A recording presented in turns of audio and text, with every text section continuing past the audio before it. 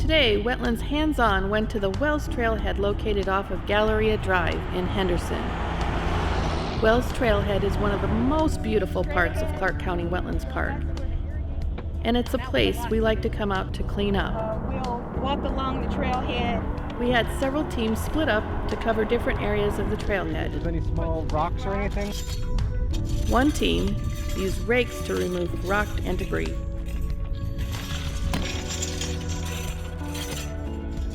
Another team picked up trash on the big hill overlooking Homestead Weir and surrounding areas of the trailhead. We looked for micro trash, which are small pieces of trash like straws and broken glass. We also removed old irrigation materials.